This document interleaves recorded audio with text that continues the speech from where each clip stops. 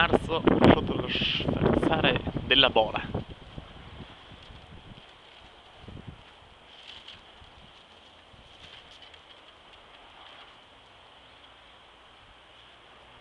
Vento orientale che sta portando freddo in tutte le regioni italiane, provenienza dal nord-est europeo.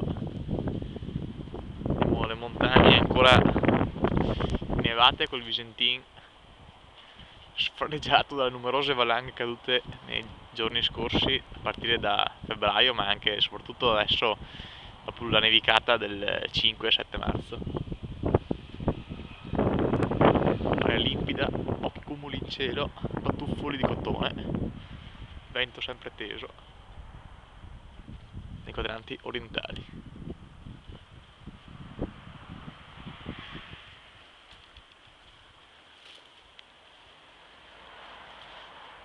Girando la gira, non può fare altrimenti. No, non bloccarti adesso.